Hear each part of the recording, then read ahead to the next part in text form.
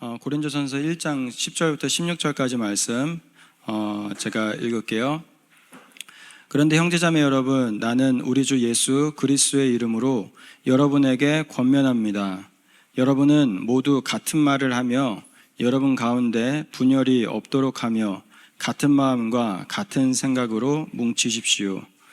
나의 형제자매 여러분, 글로의 집 사람들이 여러분의 소식을 전해주어서 나는 여러분 가운데에 분쟁이 있다는 것을 알게 되었습니다. 다름이 아니라 여러분은 저마다 말하기를 나는 바울 편이다, 나는 아볼로 편이다, 나는 게바 편이다, 나는 그리스도 편이다 한다고 합니다. 그리스도께서 갈라지셨습니까? 바울이 여러분을 위하여 십자가에 달리기라도 했습니까? 또는 여러분이 바울의 이름으로 세례를 받았습니까? 내가 여러분 가운데에서 그리스도와 가이오 밖에는 아무에게도 세례를 준 일이 없음을 하나님께 감사드립니다. 그러므로 아무도 나의 이름으로 세례를 받았다고 말하지 못할 것입니다. 내가 스데바나 가족에게도 세례를 주었습니다마는 그 밖에는 다른 누구에게 세례를 주었는지 나는 모릅니다. 아멘. 오늘은 우리가 좀 시계를 거꾸로 돌려서 한 지금으로부터 2170년 전인 BC 146년의 이야기를 146년으로 가보려고 합니다. 그때 이제 그리스 반도에, 그리스 땅에 굉장히 잘 나가는 도시가 하나 있었어요.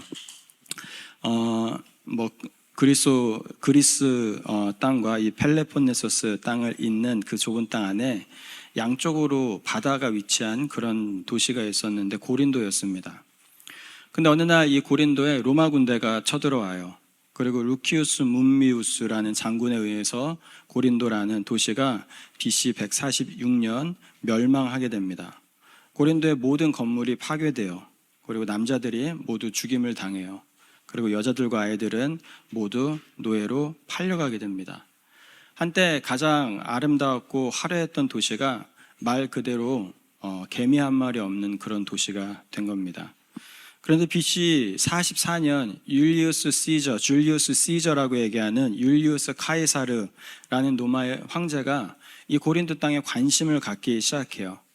왜냐하면 이 고린도 땅의 이 위치가 너무 좋았기 때문에 이 도시를 다시 세우면 좋은 도시를 만들고 그로 인해서 많은 돈을 벌 수 있을 거라 생각했기 때문입니다. 그래서 이 고린도라는 이 시티를 리빌트하기 시작해요. 그리고 거기에다가 이제 전쟁에 로마의 군인으로 참가했지만 이제 리타이어해서 더 이상 전쟁에 나갈 수 없는 군인들, 그리고 옛날에는 노예였지만 이제는 자유를 얻은 이런 자유인들을 이사시킵니다. 그리고 다양한 로마식 건물들을 이 고린도에 지어서 작은 로마라고 이야기할 정도로 굉장히 이 로마의 모습을 그대로 갖다가 만들어서 재건합니다. 처음에는 도시가 가난했어요. 그리고 조용했어요. 하지만 이 고린도라는 이 위치는 이 고린도라는 도시를 부자로 만들기에 충분했습니다. 그래서 그 도시는 금방 부자가 돼요. 그래서 그 안에는 다양한 부자들이 생겨났고 장사를 하는 더 많은 사람들이 오기 시작해서 더 많은 이민자들이 넘쳐나는 도시가 됩니다. 그로 인해서 고린도는 로마의 사람들, 그리스의 사람들, 유대인들, 그리고 이집트인들 등 다양한 사람들이 살아가는 다민족 도시가 되는 거예요. 근데 그러한 도시 안에 모인 사람들 중에 바울이 선교 여행을 통해서 복음을 듣고 믿게 된 사람들이 생겼으며 그 결과 고린도 교회라는 것이 생기게 됩니다. 그 고린도 교회는 고린도 도시의 특성을 그대로 닮았어요. 그것은 무엇이냐면 바로 다양성이었습니다. 그래서 그 교회 안에는 부자도 있었고 가난한 자들도 있었고 유대인들도 있었으며 비유대인들도 있었고 자유인들도 있었고 노예들도 있었어요. 그러다 보니 그 다양성 안에 여러 가지 장점도 있었지만 단점이 있었는데 그 단점 중에 하나가 어떤 거냐면 끼리끼리 모이기 시작했다라는 거예요. 그래서 어떤 사람은 바울파로, 어떤 사람은 아볼로파로, 어떤 사람은 베드로파로, 그리고 어떤 사람들은 그리스도파로 나뉘어지게 됩니다. 보통 학자들은 고린도 교회가 아무리 커봐야 우리가 아무리 고린도 교회의 숫자를 많이 줘도 아마 50명을 넘지 않았을 거다라고 이야기를 해요. 당시에는 교회에 빌딩이 없었기 때문에 사람들이 집에서 모이는데 어떤 아무리 부잣집이라고 해도 그 집 안에서 50명 이상 모일 수 있는 큰 건물은 없었기 때문이에요. 그러니까 고린도 교회의 숫자를 우리가 아무리 넉넉하게 잡아도 50명인데 그 50명 안에 몇 개의 끼리끼리 그룹이 생긴 거예요. 적어도 4개의 끼리끼리 그룹으로 나뉘어지게 된 겁니다. 여기 여러분 여기 대충 뭐 한 60명 앉아 있거든요. 그러니까 여러분들 정도의 숫자인 거예요. 고린도 교회가. 그런데 그 안에 몇 개가 나눠진 거예요. 총 4개의 끼리끼리 그룹이 나눠지기 시작했다라는 겁니다. 그러면 고린도 교회 사람들은 왜 나눠졌을까? 첫 번째 이유는 백그라운드 때문에 그래요. 자, 고린도의 사람들은 다양한 사람들이 있었는데 그 다양한 사람들이 있는 교회에 여러 목회자들이 왔다 갔다 해요. 바울도 왔다 갔다 하고 아볼로도 왔다 갔다 하고 베드로도 왔다 갔다 합니다. 근데 우리가 아는 것처럼 바울은 어떤 사람이에요? 이 로마 사람이죠. 디아스포라, 유대인이지만 유대 땅에서 살아본 적이 단 한 번도 없는, 그래서 그는 이민 2세로서 이 유대 땅 밖에서 태어나고 밖에서 자란 그런 사람들입니다. 그러니까 여러분 이 고린도 교회에 있었던 2세들, 특별히 이 유대인으로서 유대인 문화에 익숙하지 않은 사람들, 유대인이지만 히브리 말을 할 수 없는 사람들, 그래서 이 로마의 말을 할 수 있는 이 고린도 교회 성도들이 바울을 얼마나 좋아했겠어요. 그러니까 이런 로마 시리즌십을 가지고 있었던 사람들은 다 바울파로 붙는 거죠. 반면에 이 아볼로라는 사람은 그리스 사람이에요. 그리스 사람. 그래서 그리스에다가 고린도로 온 사람인데 이 사람은 쉽게 얘기하면 한 1.5세쯤 됩니다. 1.5세. 그러니까 이 고린도에 있는 이 로마 사람 시리즌십은 아니지만 그래도 그는 로마를 이해하고 또 어느 정도 공부를 하고 또 그 사회에 적응할 수 있는 사람이었어요. 반면에 베드로는 어떤 사람이에요? 슈퍼 주이시죠. 이 베드로는 이 유대 땅 안에서 태어나서 유대인들과 함께 살았고 유대인들의 철저한 문화 안에서 자란 사람이에요. 그러니까 오히려 이 베드로는 밖에 나와서 고린도와 같은 이런 데 와서 살면은 잘 적응할 수 없는 사람이었어요. 그러니까 고린도 땅에 있었던 이민 1세대들이 이 베드로를 보면 여러분 얼마나 위로를 얻었겠어요. 아, 베드로는 우리 편일 거야. 베드로는 우리를 이해해 줄 수 있는 이민 1세대야 라고 생각했을 거예요. 그러니까 이민을 언제 왔느냐, 어디서 태어났느냐, 어디서 자랐느냐에 따라서 어떤 사람은 로마 시리즌십을 가지고 있었던 바울을 좋아했고 어떤 사람은 1.5세와 같은 성격을 가지고 있는 아볼로를 좋아했고 어떤 사람은 이민 1세대와 같은 이 베드로를 좋아했을 겁니다. 또한 이 나뉘어지면 어떤 개인적인 성향과 그리고 개인적인 어떤 스타일에 따라서 또 나뉘어졌을 거예요. 여러분 고린도 교회는 누가 시작한 교회예요? 바울이 시작한 교회예요. 바울이 개척한 거예요. 그러니까 바울이 개척할 때부터 바울과 함께 했던 사람들이 있었겠죠. 그러면 그 사람들이 갖는 특성은 어떤 겁니까? 내가 교회를 개척했어라고 자랑하고 싶었을 거예요. 그러려면 그 사람들이 누구를 붙잡아야 돼요? 바울을 붙잡아야 돼요. 내가 바울과 함께 했었던 사람이야.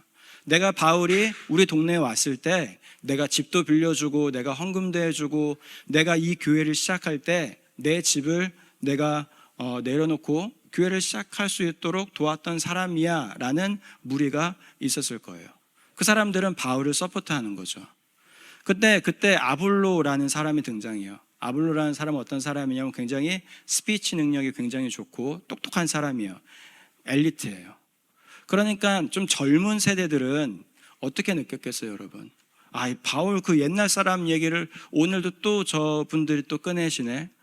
아, 나는 이렇게 현대적이고 또 젊고 이렇게 스피치도 잘하고 그리고 뭔가 내 어떤 이 문화와 잘 맞는 아볼로가 훨씬 좋은데 우리 교회도 이제 바뀌어야 될 때가 왔는데 우리 교회도 이제 다시 세대가 교체가 되고 새로운 리더십들이 세워져야 될 때가 됐는데 언제까지 바울 얘기만 하고 있을 거야 라는 사람들이 아볼로를 좋아했을 거예요. 그런데 그때 또 어떤 사람들이 생겨요? 베드로를 좋아하는 사람들. 어떤 사람들이에요? 유대 문화 안에서 자라서 고린도의 문화는 너무 썩어 문드러진 문화인 거예요. 그러니까 내 자식은 고린도 문화 안에서 키우고 싶지 않은 거죠. 유대인들의 전통적인 문화, 유대인들의 보수적인 문화 안에서 컸으면 좋겠는데 이 고린도 문화 안에 우리의 자식들이 너무 들어가 있는 거예요. 그러니까 바울도 아니고 아볼로도 아니고 나는 베드로가 최고인 것 같아.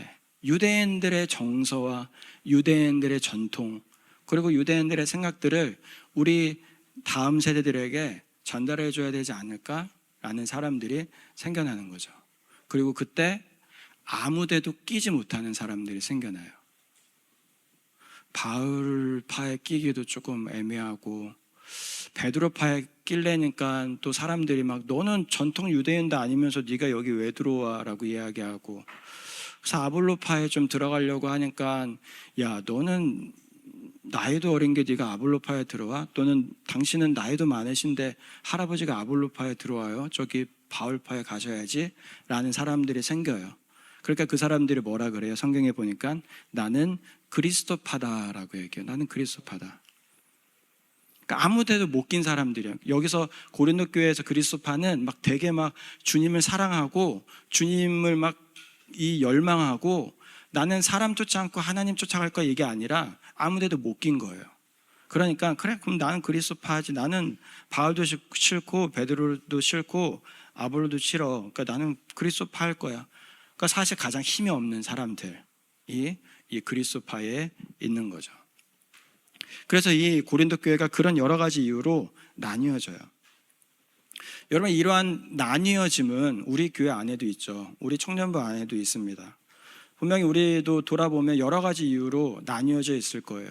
남자와 여자가 나뉘어져 있고 한국말을 주로 마더 랭귀지로 쓰는 사람과 영어를 또 마더 랭귀지로 쓰는 사람들이 나뉘어져 있고 여러분들이 어떤 대학교에 다니느냐 어떤 동네에 사느냐 또 우리 교회 학생부를 나왔느냐 학생부를 나오지 않았느냐 또 여러분들이 성격이 활발하냐 성격이 조용하냐 이런 이유들로 여러 가지 나뉘어져 있을 겁니다. 그리고 그 안에 끼리끼리가 있을 거예요. 나는 00년생이야 나는 05년생이야 나는 07년생이야 나는 유학생이야 나는 로컬이야 여러 가지로 끼리끼리가 다 있을 거예요. 그리고 그 안에 또는 속하지 못하는 사람들도 있을 겁니다. 근데 왜 사람들이 여러분 이렇게 고린도 교회 때부터 2000년 전부터 그 전부터 지금까지 모이면 이렇게 끼리끼리 모일까요? 왜 그렇게 스몰 그룹을 만들어서 나랑 친한 몇몇 사람들과 함께하는 걸 좋아할까요? 아마 한 두 가지 정도 이유인 것 같아요. 하나는 파워 때문에 그래요. 한국말로는 기득권 때문에 그렇습니다. 내가 가지고 있는 나의 파워, 내가 가지고 있는 나의 이 기득권을 놓치고 싶지 않은 거죠. 그러니까 내가 중심을 차지하고 싶은 거예요. 내가 교회 오래 다녔으니까 내가 우리 청년부의 중심에 있어야 돼. 내가 나이가 많으니까 내가 우리 청년부의 중심에 있어야 돼. 내가 찬양팀이니까 내가 우리 팀의 중심에 있어야 돼. 내가 사람들을 잘 리드하니까 내가 우리 청년부의 중심이 있어야 돼라는 이러한 생각들이 저와 여러분들 안에 있는 거예요. 그러니까 뭘 만드는 거예요? 내 그룹을 만드는 거죠. 나의 힘과 나의 생각과 나의 계획들을 서포트해 줄 수 있는 사람들이 필요한 거예요. 그래야 힘이 유지가 되니까. 그러니까 그렇게 끼리끼리를 만들어서 뭐 하기 시작해요? 똘똘 뭉치기 시작해요. 우리는 찬양팀이야. 우리는 미디어팀이야. 우리는 무슨 순이야. 우리는 몇 년생이야. 라는 것을 이야기하기 시작해요. 그러면서 뭐 하는 거예요? 자신들의 기득권을 유지하는 겁니다. 그러다 보니까 그 안에 뭐가 생겨요? 두려움이 생겨요. 어떤 두려움이요? 내가 그 그룹에 끼지 못하면 어떡하지? 라는 두려움이 생기는 거예요. 우리의 기득권은 뭐 미디어팀이 가지고 있는 것 같은데 우리의 기득권은 찬양팀이 가지고 있는 것 같은데 내가 거기에 끼지 못하고 소외되면 어떡하지? 우리의 기득권은 03년생이 가지고 있는 것 같은데 내가 거기에 끼지 못하면 어떡하지? 우리의 기득권은 밥 먹고 저기 글렌에 가서 밥 먹는 그 그룹 예배드리고 밥 먹는 그룹이 가지고 있는 것 같은데 내가 끼지 못하면 어떡하지라는 그 두려움이 생겨요. 저 사람들은 집이 10명이 모여서 밥을 먹는데 나는 밥 먹을 사람이 없어서 내가 혼자 먹으면 어떡하지? 주일날 교회에 와서 점심을 먹는데 이 사람은 인기가 많아서 여러 사람들이 많이 함께 모여서 밥을 먹으면서 정보도 교환하고 이야기도 하는데 나는 혼자 앉아서 밥을 먹으면 어떡하지라는 그런 두려움이 생겨나요. 그러다 보니까 어떻게 하는 거예요? 끼리끼리 들어가고 싶은 거예요. 그리고 들어가서 뭐예요? 더 기득권과 파워를 만들어내기 위해서 더 똘똘 뭉치는 거죠. 물론 이것이 항상 의식적으로 일어나는 건 아니에요. 물론 항상 이걸 계획하고 이런 일들을 하는 것은 아닙니다. 하지만 여러분들이 우리의 공동체와 여러분들의 삶, 학교에서 일어나는 일들, 회사에서 일어나는 일들을 잘 돌아보면 거의 의식적이든 무의식적이든 이 사람들이 끼리끼리 모이려고 하는 근본적인 이유 안에는 기득권이 들어가 있어요. 손해보고 싶지 않은 거, 내가 하고 싶은 대로 하고 싶은 거, 내 영향력을 넓히고 싶은 거, 내가 원하는 대로 조직을 끌고 가고 싶은 거. 여러분, 그게 인간의 죄성이에요. 죄성. 그러니까 인간은 계속적으로 끼리끼리 모이고 싶어해요. 끼리끼리 함께하고 싶어해요. 그래서 내가 그 센터에 서고 싶어하고 내 그룹이 그 센터에 서고 싶어해서 내가 원하는 대로, 내가 편한 대로, 내가 이끄는 대로, 내가 생각하는 대로 그 그룹을 이끌고 가고 싶어해요. 그러다 보니까 결국 이 끼리끼리의 문화 안에는 뭐가 있는 거예요? 결국 우상숭배가 있는 거예요. 우리가 안전하다라고 느끼기 위해서, 우리가 인정받기 위해서, 우리가 사랑받기 위해서, 그리고 우리가 내가 원하는 대로 하기 위해서 우리는 하나님을 대신하여 그 그룹에 매달리게 되는 겁니다. 그러니까 이 끼리끼리라는 건 단순히 사회적 문제가 아니에요, 여러분. 단순히 그냥 사람들의 성격이 그렇구나가 아니라 그 안에는 굉장히 영적인 인간의 죄성들과 영적인 인간의 문제들이 있는 겁니다. 여러분, 이것은 교회를 세상보다 더 세상처럼 만드는 가장 큰 문제 중 하나입니다. 교회가 더 세상보다 더 세상처럼 보일 때 그 교회 안에 일어나는 일들이 이렇게 끼리끼리 모이기 시작하고 끼리끼리 이야기하기 시작하는 거예요. 그래서 그 끼리끼리는 결국 하나가 되게 하고 함께하게 하고 서로 사랑하게 하고 서로를 위하게 하려고 하는 이 복음의 힘, 그리고 이 복음의 능력을 계속 무너뜨리게 만들죠. 그러니까 사도 바울이 고린도 교회에 편지를 쓰면서 여러 가지 일들이 있거든요. 우리가 앞으로 7주 동안 여러 가지 이슈들을 우리가 살펴볼 건데 그 여러 가지 이슈들 중에 제일 먼저 이 이야기를 다루는 거예요. 복음은 하나가 되게 하는 건데, 복음은 함께 하도록 만드는 건데 그 안에 서로에게 상처를 주고 문제를 주고 서로 나뉘게 하는 그런 끼리끼리의 문화가 있기 때문에, 오늘 그러한 고린도 교회 문제 앞에 사도 바울은 이런 이야기를 꺼냅니다. 그리스도께서 어찌 나뉘었느냐? 바울이 너희를 위하여 십자가에 못 박혔으며 바울의 이름으로 너희가 세례를 받았느냐라고 이야기해요. 사도 바울은 교회가 나뉘어지고 끼리끼리 하는 그 문제 앞에서 뭐라고 이야기하냐면 그리스도를 기억하라라고 이야기해요. 그리스도께서 너를 위해서 십자가에서 죽으신 것을 기억하라라고 이야기해요. 너희가 그리스도의 이름으로 세례를 받은 것을 기억하라라고 이야기합니다. 그것이 오늘 바울이 저와 여러분들에게 주는 해답이에요. 자, 그러면 그리스도를 기억한다라는 게 무슨 의미일까요? 특별히 이 끼리끼리의 문화를 가지고 있는, 끼리끼리의 이 죄성을 가지고 있는 우리 앞에 바울이 그리스도를 기억하십시오. 그리스도의 십자가를 기억하십시오. 그리스도의 이름으로 우리가 세례를 받은 것을 기억하십시오 라고 이야기하는 그 의미는 무엇일까요? 이거를 통해 이 해답을 한 두 가지 정도 여러분들한테 제시하려고 하는데, 첫 번째는 어떤 거냐면 사도 바울이 하는 이야기는 이거예요. 여러분들이 끼리끼리 그룹에 들어가지 않고 혼자 소외되어도 괜찮다라는 것을 믿으십시오라는 말이에요. 여러분들이 공동체에, 그러니까 이 전체 공동체를 얘기하는 게 아니라 나와 색깔이 맞는 사람들의 공동체에 끼기 위하여서 노력하지 않고, 때때로 여러분들이 혼자 밥을 먹거나, 아니면 때때로 여러분들이 말할 사람이 없어서 여러분들이 말을 하지 않거나, 때때로 여러분들이 함께 앉을 수 있는 사람이 없어서 혼자 앉더라도 그것은 괜찮은 일임을 기억하십시오라고 얘기하는 거예요. 자, 제가 설명을 드릴게요. 자, 여러분, 이 예수님이 사셨던 삶을 돌아보면 어떤 삶을 사셨어요? 예수님은 원래 굉장히 센터에 있으셨던 분이에요. 세상의 한가운데 있었죠. 세상의 한가운데 있는 예수님을 중심으로 세상이 돌아갔어요.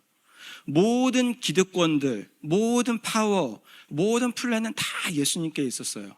하늘의 모든 천사들이 이 예수님을 찬양했고, 모든 자연 만물들이 다 예수님에 의해서 만들어졌어요. 그러니까 예수님은 어떤 분이에요? 가장 가운데 있었던 분이에요. 그런데 그 예수님이 인간의 몸을 입고 오시는 순간 예수님이 어디로 가는 거예요? 지금 아웃사이드로 가는 거예요. 하나님이셨던 그 분이 인간의 몸을 입고 오는 순간부터 예수님에게는 소외된 삶이 시작됩니다. 외로운 삶이 시작돼요. 혼자 밥 먹는 인생이 시작돼요, 여러분. 여러분, 예수님의 이 뭐라 그래야 되죠? 어려운 말로 육신의 아버지인데, 이 피지컬한 아빠인 이 요셉, 이 학자들 이 리서치를 해보면 아마 예수님이 어렸을 때 죽었을 거다라고 이제 추정을 해요. 그러니까 예수님은 어렸을 때 가정을 책임져야 되는 그런 그 장남이 된 거예요. 그러니까 어렸을 때부터 예수님이 여러분 학교 다녔겠어요? 이랬겠죠. 예수님이 어렸을 때부터 여러분들처럼 뭐 초등학교, 하이스쿨, 뭐 유니 다니면서 뭐 카펜터로서 전문적인 스킬을 배웠겠습니까? 아니에요. 예수님은 어렸을 때부터 아빠가 일찍 죽어서 갈릴리라는 시골에서 가족들, 엄마와 동생들을 먹여 살리기 위해서 카펜터 일을 하셨어요. 그러니까 예수님은 어렸을 때부터 힘든 삶을 살았어요. 그리고 그 예수님이 퍼블릭 미니스트리를 하겠다고 30살이 돼서 나갔을 때, 여러분 예수님 주변에 무슨 로마 황제가 있었습니까? 아니면은 뭐 유대의 총독이 찾아와서 예수님한테 인사했어요? 예수님의 주변에 있었던 사람들의 이야기를 다 보면은 결국 누구예요? 병들어서 사람들로부터 쫓겨난 사람들, 가난해서 사람들이 인정하지 않았던 사람들, 세리와 같은 일을 해서 사람들이 함께 해주지 않았던 사람들과 함께해요. 여러분, 그게 메이저리티의 사람들이에요. 여러분, 그게 파워풀한 사람들입니까? 어떻게 보면, 냉정하게 보면 이런 거예요. 예수님이 어울릴 수 있는 사람이 없으니까 누구랑 어울린 거예요? 나처럼 어울리지 못하는 사람들과 어울린 거예요. 하나님의 아들이니까 우리가 성경을 통해서 예수님이 대단하시다라고 생각하지만, 객관적으로 냉정하게 따지면 여러분, 예수님은 친구가 없었던 거예요. 그러니까 이 삭개오 집에 찾아가서 주무시잖아요. 그러니까 부모가 없는 나사로, 마리아, 마르다와 함께 친구가 되어주시잖아요. 그러니까 예수님은 센터에 있으셨는데, 그 센터에 있었던 모든 것들을 포기하고 가난한 곳, 그리고 소외된 곳, 그리고 주변 사람들이 있는 곳에 찾아가셔서 사시다가 결국 그 사람들에게조차 버림받아 십자가에 못 박혀 죽는 그 일들, 창피한 일들, 소외된 일들, 실패의 일들을 하게 된 겁니다. 여러분, 그게 저와 여러분들이 믿는 우리의 메시아예요. 저와 여러분들이 믿는 우리의 구원의 주님이에요. 저와 여러분들이 가려고 하는 그 하나님 나라의 왕의 모습이에요. 여러분, 그렇다면 그 예수님을 믿는 사람들의 삶의 모습은 어떠해야 할까요? 우리가 믿는 메시아가 센터를 포기하고 아웃사이드로 나왔는데, 우리가 믿는 메시아가 파워를 포기하고 가난한 사람들과 함께하기 위해서 나왔는데, 그 예수님으로 인해서 구원받은 우리가 더 센터로 가기 위해서, 더 힘을 얻기 위해서 끼리끼리 모여서 내 파워를 늘려가고 나를 서포트해 줄 수 있는 사람을 늘려가고 함께 나의 의견을 동의해 줄 수 있는 사람들을 늘려가는 게 크리스찬들의 모습입니까? 그렇지 않다라는 거예요.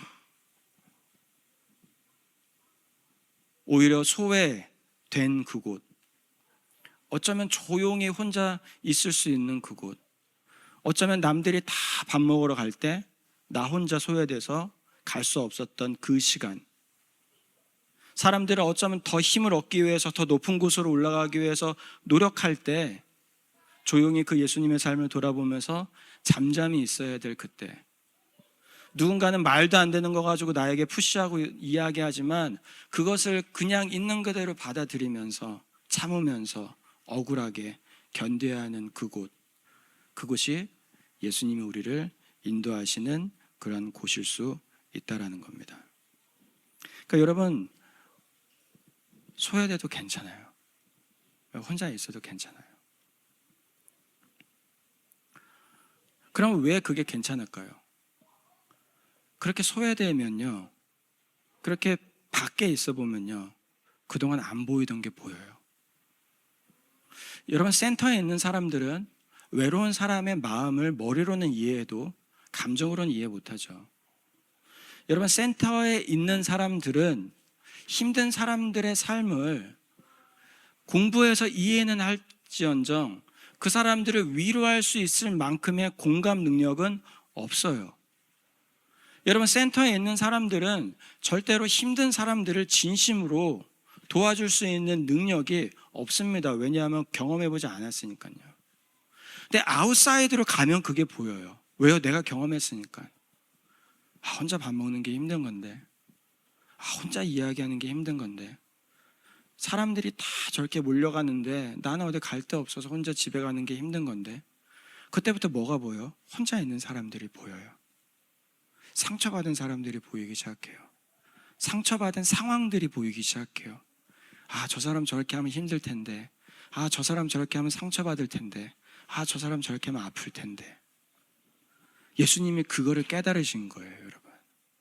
여러분, 세상의 센터에 있으셨던 그 하나님이신 예수님이 이 외로움과 아픔과 소외와 외면을 알아봐야 얼마나 아셨겠어요. 근데 인간이 되셔서 오셔서 가난한 사람들과 약한 사람들과 병든 사람들과 함께하고, 본인이 사람들로부터 외면당하고 본인이 사람들로부터 무시당하니까 그때부터 그들의 아픔이 공감이 되기 시작하는 거예요. 그러니까 그 예수님이 뭘 하실 수 있으셨던 거예요? 십자가에 못 박혀 죽으실 수 있으셨던 거예요. 그들의 아픔이 이해가 되니까. 제가 요즘에 그 마지널리티라고 이렇게 미국 이민 2세 신학자가 쓴 책을 좀 읽고 있는데, 그 책에 이런 얘기가 나와요. 이제 뭐 미국 에이시안 그 마이그랜트들이 어떻게 미국에 이민을 하게 됐는지, 그리고 그 이민의 히스토리 속에서 어떤 어려움들을 경험했는지에 대한 이야기예요. 근데 그 책을 읽어보면 한국 사람들은 나중에 조금 괜찮은 케이스로 미국에 이민을 가는데, 중국 사람과 일본 사람들은 싼 노동력 때문에 이민을 가요. 그래서 한국 사람들보다 미국에 훨씬 일찍 이민을 가거든요. 그래서 미국에서 굉장히 싼 노동력으로 농장이라든지 뭐 공장이라든지 이런 데서 일을 하기 시작합니다. 뭐 한 1900년도 초, 뭐 1900년도 초인 것 같아요. 정확히 기억은 안 나는데. 그런데 이 아시안들이 와서 이민 생활하다 보니까 뭐가 생겨요? 미국 사람들이 직업을 잃잖아요. 그러니까 이 이민 1세대 일본 사람들하고 중국 사람들을 엄청 핍박해요. 엄청 무시해요. 그리고 2차 세계대전이 있었을 때 미국에 있었던 이 일본 사람들이 엄청나게 핍박을 받습니다. 왜냐하면 일본하고 미국하고 전쟁하잖아요. 그러니까 미국에 이민 와 있는 일본 사람들이 혹시 스파이 짓을 할 수도 있으니까 아예 어디 가둬버려요. 베이스 캠프에 일본 사람들, 미국에 있었던 일본 사람들 다 끄집어다가 다 가둬버려요. 그러니까 여러분, 미국에 있는 이 일본 사람들하고 중국 사람들이 얼마나 슬펐겠어요. 그래서 그때 이민 2세, 세컨드 제너레이션, 서드 제너레이션들이 미국 사람들처럼 되려고 엄청 노력해요. 미국 사람들이 먹는 거를 먹고 미국 사람들이 하는 말을 해요. 그러다 보니까 진짜 미국 사람처럼 돼요. 일본은 한 번도 가본 적이 없고 미국에서 태어나서 미국에서 자라서 미국 사람으로 공부해요. 중국을 가본 적도 없고 중국의 컬처를 굉장히 싫어해요. 그리고서는 미국 안에서 미국 안에서 미국 사람으로 커요. 그리고 다 컸을 때 이 사람들이 이제 기대하는 거예요. 나는 미국 말도 하고 나는 미국 음식도 먹고 미국 안에서 공부했으니까 이제 이 백인들이 나를 무시하지 않고 나를 미국 사람으로 보기 시작할 거야 라고 기대해요. 그런데 그 기대가 산산이 무너져요. 왜 그러냐면 결국 이거예요. 너의 겉모습이 에이시안이잖아요. 이거예요. 네가 아무리 영어를 잘하고 네가 아무리 미국에서 태어나고 네가 아무리 미국의 문화를 다 안다 할지라도 사람들은 결국 이 사람을 아시안 모양을 가진 사람이라는 이유만으로 아시안 사람으로 치부한다라는 거예요. 제가 쓴 책의 저자도 이제 아기 때 한국에서 미국으로 가족이 유학 가서 이분은 한국 사람이 아니에요. 이름은 한국 사람이지만 자신은 그 미국 사람으로서의 정체성을 가지고 있어요. 그리고 교수예요. 교수, 신학자. 그러니까 미국 사회에서 굉장히 엘리트잖아요, 여러분. 영어도 잘하고 한국말도 잘 못하고 미국 사람들과 오래 살았고 미국 사람들이 본 엘리트고, 그러니까 이 사람들은 자기가 메이저리티가 될 수 있을 거라고 생각을 했어요. 백인들이 나를 억셉트 해주기 시작할 거다. 나를 미국인으로 봐주기 시작할 거다. 교수라는 또 높은 위치에 있으니까 마이너로 가지 않을 거라고 생각했는데 그 사람이 학교를 옮겨 다니면서 갈 때마다 사람들이 이 사람을 한국 사람으로 보기 시작하는 거예요. 그리고선 결국 이 사람이 깨달은 게 어떤 거냐면, 나는 마이너에서 있어서 이 마지너에 있어서 나는 센터로 가고 싶어서 노력을 했는데, 그래서 어떻게든 이 미국 사회의 끼리끼리에 끼려고 노력했는데 결국 그게 실패하더라라는 거예요. 그러면서 이 사람이 그런 얘기를 해요. 여러분, 아웃사이드에 있는 사람들은 아웃사이드에 있을 때 그 사람만의 유니크니스를 만들어낼 수 있습니다라는 얘기를 해요. 옛날에는 아시안들이 백인처럼 될 때, 호주에서 다른 여러분들이 호주 사람들처럼 되고자 할 때, 그래서 센터에 들어가고자 할 때, 그리고 센터에 들어갔을 때 성공할 수 있을 거다라고 얘기했는데 이제는 그 가치관이 싹 다 무너져요. 왜냐하면 실패했거든요. 호주도 그러고 미국도 그러고 모든 백인 이민 사회에서 이 아시안 세컨드 제너레이션, 서드 제너레이션, 포스트 제너레이션, 우리보다 훨씬 이 이민 역사가 깊은 이 중국과 이 일본의 모든 사람들이 다 실패했어요. 왜 그랬을까? 돌아보니까 아무리 센터에 들어가려고 해도 안 되는 거예요. 그리고 오히려 센터에 들어가면 사람들이 더 무시해요. 야, 너 중국 사람인데 너 왜 중국말 못해? 너 왜 한국 사람인데 한국말 못해? 그러면서 그 저자가 그런 얘기를 해요. 밖에 있는 사람들은 밖에 있을 때 여러분들은 더 특별한 걸 볼 수 있습니다. 밖에 있는 사람들은 밖에 있을 때 여러분들은 더 특별한 일을 할 수 있습니다. 이 센터에 있는 사람들이 보지 못하는 것, 센터에 있는 사람들이 할 수 없는 것, 센터에 있는 사람들이 알지 못하는 것을 여러분들은 다 알기 때문에 여러분들은 그것을 가지고 더 크리에이티브하고 더 놀라운 일들을 할 수 있습니다라고 이야기해요. 그래서 센터에 들어가려고 하지 말고 그냥 밖에 남아 있으십시오라고 얘기해요. 여러분, 요즘 우리 문화가 어떤 문화예요? 여러분, 오히려 에이시안 문화가 가운데로 들어가려고 하면 할수록 더 무너지고 더 망가지고 더 백인들 밑으로 들어갔는데, 이제는 에이시안 문화가 에이시안 문화 자체로 남아있으니까 오히려 백인들이 뭐 하기 시작합니까? 관심 갖기 시작하잖아요. 오히려 에이시안들이 가지고 있는 바이링걸의 능력들, 바이컬처럴의 능력들, 이 사람들이 가지고 있는 여러 가지 릴레이션십들, 이 사람들이 가지고 있는 음식들, 이 사람들이 가지고 있는 문화들에 이제 백인들이 뭐예요? 관심을 갖잖아요. 그게 이 한국 사람들이 K-팝, K-드라마, K-뮤직이 여러분 세계 센터에 들어가서 그 일이 일어난 겁니까?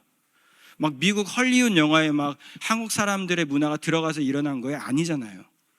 주류라고 얘기할 수 있는 이 백인들 사회와 백인들 문화와는 전혀 다른, 이들이 경험하지 못한 새로운 영화와 새로운 음악 콘텐츠와 새로운 음식과 새로운 능력들이 있으니까 사람들이 K-문화와 K-음식들을 좋아하는 거 아니에요?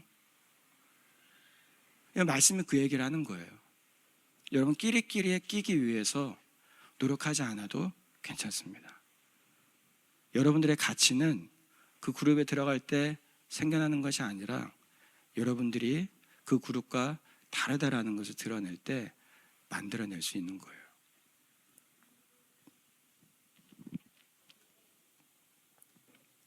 두 번째로 짧게 얘기하고 마칠게요, 여러분.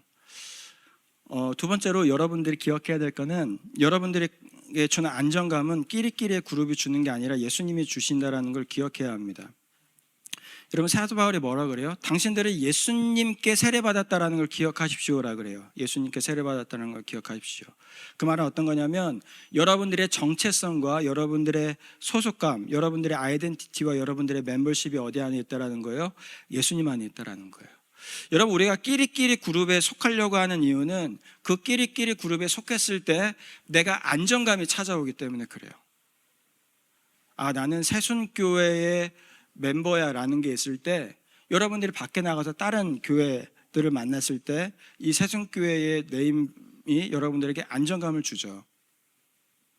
아, 나는 어느 대학교의 학생이야, 그래서 그 대학교의 학생이야 라는 것을 여러분들의 아이덴티티를 가지고 갔을 때 여러분들이 다니는 학교보다 조금 성적이 낮은 학교 학생들에게 가서 나는 어떤 학교의 학생이야 라고 얘기하면 안정감을 줍니다.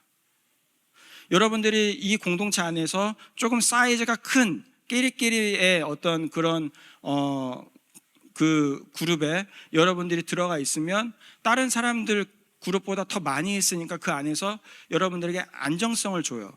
그러니까 우리는 어떻게든 이 그룹에 들어가려고 하는 거예요. 근데 여러분 잘 생각해 보면 그 그룹들은 결국 좀 있으면 깨져요. 그리고 그 그룹들은 좀 있으면 없어져요. 그 그룹들은 좀 있으면 바뀌어요.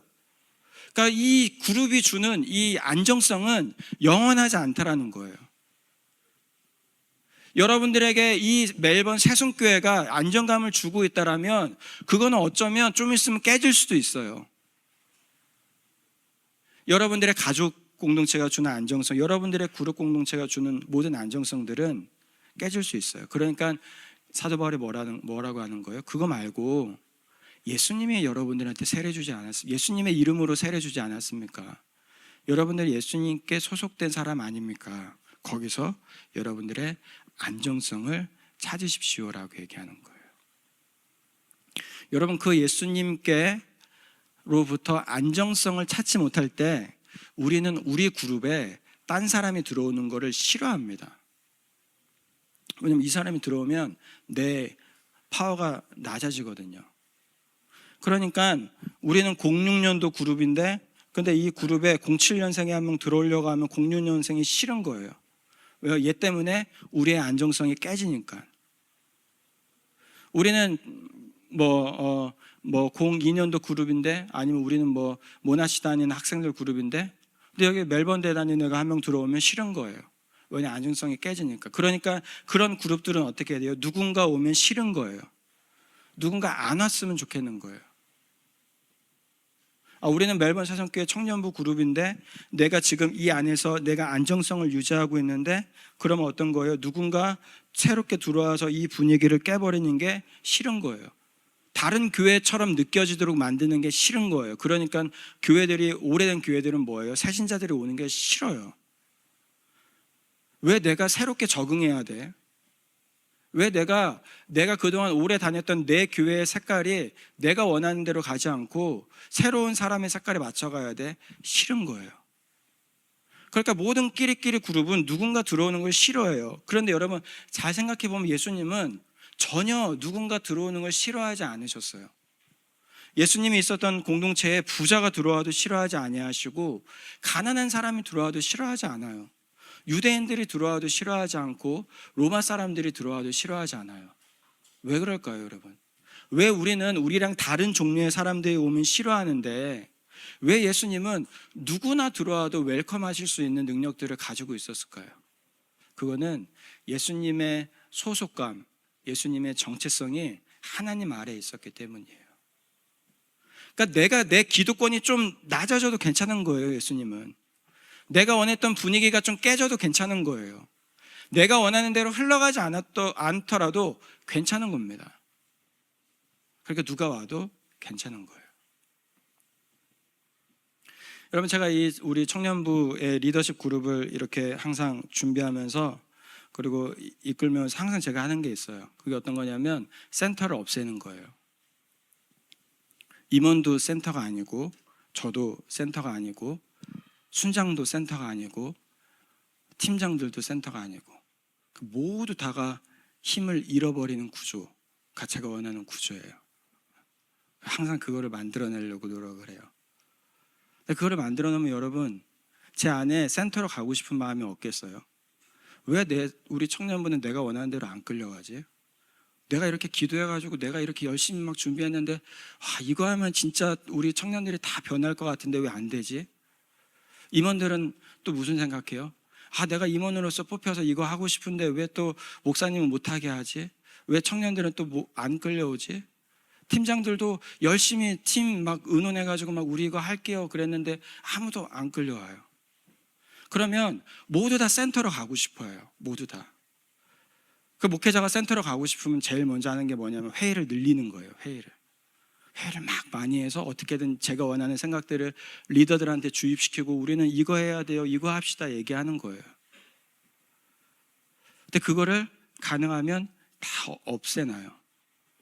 그리고서는 어떤 순간에는 임원들이 센터로서 일을 할 수 있도록 만들어 놓고, 어떤 순간에는 팀장들이 센터가 돼서 일할 수 있도록 만들어 놓고, 어떤 순간에는 예를 들어 예배를 드릴 때는 또 제가 가운데 서서 여러분들이 이끌고 말씀을 나누도록 만들어 놓고, 어떤 순간에는 순장들이 그 일들을 할 수 있도록 만들어 놓고, 그러면 그 안에서 센터는 누가 센터가 돼요? 예수님이 센터가 되는 거예요. 저는 어떤 사람이 혼자 다 일해놓고, 예를 들어 목회자가 혼자 다 일해놔요. 수련회를 준비하면서 혼자 다 수련회를 준비해놓고 수련회 다 끝난 다음에 하나님께 모든 영광을 돌립니다, 저는 아무것도 한 것 없고 하나님이 은혜를 주셔서 했습니다 라는 말을 정말 싫어해요. 여러분 얼마나 가식적이에요. 자기가 다 하는 거 이미 청년들이 다 하는데, 근데 그 앞에서 하나님께 영광 돌립니다 라는 말은 결국 내가 이만큼 신앙이 좋다라는 걸 드러내고 싶어 하는 거잖아요. 그러면 우리가 하나님께 정말로 영광을 돌리려면 여러분 어떻게 해야 돼요? 구조적으로 센터가 없어져야 돼요. 우리의 스트럭처 안에 센터가 없어지고 그 안에 예수님만 놓여야 되는 거예요. 그러니까 이번 수련회가 끝나고 나서 여러분들은 누구에게 박수를 보냅니까? 여러분은 우리 목사님이 정말로 너무 수련회 준비를 잘한 것 같아라고 생각해요? 우리 임원들이 정말로 처음부터 끝까지 잘 인도했다라고 생각합니까? 찬양팀, 미디어팀, 어느 한 팀이 우리 수련회를 너무 잘 이끌었어라고 생각해요? 그러지 않잖아요. 목회자는 목회자의 일로서, 임원은 임원의 일로서, 찬양팀은 찬양팀의 일로서, 각 팀들은 팀의 일로서, 순장들은 순장의 일로서 각자의 역할에서 섬긴 거예요. 그러니까 스포트라이트를 받을 수 있는 사람이 하나도 없어요. 수련회가 끝났는데. 그러면 정말로 누가 그 센터에서 영광 받으실 수 있는 거예요? 하나님만이 그 센터에서 영광 받으실 수 있는 거예요. 그렇기 때문에 여러분, 우리 모두는 센터에 가고 싶어 하고 그래서 끼리끼리를 만들어내지만 그것이 건강하지 않다라는 것을 여러분들이 기억하고, 여러분들이 좀 사이드에 있어도 괜찮아요. 좀 소외돼도 괜찮습니다. 그 안에서 하나님이 여러분들에게 주시는 새로운 은혜들과 생각들이 있어요. 그리고 우리가 그 끼리끼리의 문화를 좀 깨트리고 우리가 서로 누가 들어와도 또 누가 또 찾아와도 웰컴할 수 있는 그런 공동체가 되면 좋겠고요. 어느 순간에는 어느 팀이 조금 중심에 섰다가 또 다음 순간에는 임원들이 중심에 섰다가 또 어느 순간에는 자연스럽게 자매들이 또 중심에 섰다가, 이런 식으로 이 중심이 항상 이동해서 어느 하나 우리가 중심에 서지 않고 이 중심을 항상 예수님께 드릴 수 있는 그런 공동체가 되기를 간절히 소원하고 소망합니다. 기도합시다. 자, 우리 이 시간 기도할 때에 여러분, 우리가 가지고 있는 죄성은, 이 심플한 우리의 네이처는 우리를 끼리끼리를 만들려고 합니다. 우리에게 안정감을 주기 위해서, 우리에게 힘을 주기 위해서, 나는 07년생이야 우리끼리 모여야지, 나는 02년생이야 우리끼리 모여야지, 나는 새가족팀이야 우리끼리 모여야지, 나는 임원이니까 우리끼리 모여야지, 우리 수는 우리끼리만 모이는 거야 등등의 생각들을 갖고 그 모든 그룹을 나눠서 서로 싸우게 만들고, 서로 미워하게 만들고, 서로 분열하게 만듭니다. 여러분, 고린도 교회 아까 얘기한 것처럼 많아야 50명이에요. 근데 그 50명밖에 안 되는 교회 안에 벌써 적어도 4개 그룹으로 나뉘어지는 거예요. 여러분, 그게 우리의 죄성입니다. 그렇게 하나님, 우리 청년부 안에 있는 끼리끼리의 공동체들이 하나님 무너질 수 있도록 도와주시고, 오늘은 나이 그룹에서 함께 놀았다라면 그 다음 날은 또 다른 공동체의 사람들과 함께하고, 그 다음 날은 또 다른 공동체의 사람들을 챙겨주고, 그 다음 날은 또 소외되는 사람들과 이야기를 나누고, 그 다음 날은 또 다른 사람들과 함께하는 그런 우리 모두가 함께할 수 있는 그런 우리 공동체가 될 수 있도록 주님 도와달라고, 우리 안에 혹시라도 여러분이 어떤 작은 공동체를 통하여서 안정감을 누리고 또 그 공동체를 더 깊게 만들어서 편안함을 누리고자 하는 마음들이 있다라면, 우리 그거 주님 좀 내려놓고 주님 우리가 한 마음으로 한 뜻으로 한 공동체로 나아갈 수 있도록 도와달라고 우리 함께 이 시간 기도하겠습니다. 하나님 감사합니다. 아버지, 우리를 새성교회 한 공동체로 만들어 주시고, 아버지 우리가 하나님 앞에서 한 마음으로 한 뜻으로 나아갈 수 있도록 주님 인도하여 주심에 감사합니다. 아버지, 그런데 인간이 가지고 있는 우리의 이 죄된 마음들은 우리를 그룹으로 만들려고 하는 그러한 마음들이 강합니다. 나랑 친한 사람들의 그룹, 나랑 잘 맞는 사람들의 그룹, 나랑 나이가 같고 나랑 생각이 같고 나랑 뜻이 같아서 내가 원하는 것을 이루어주고 내가 원하는 것을 할 수 있고 내가 원하는 대로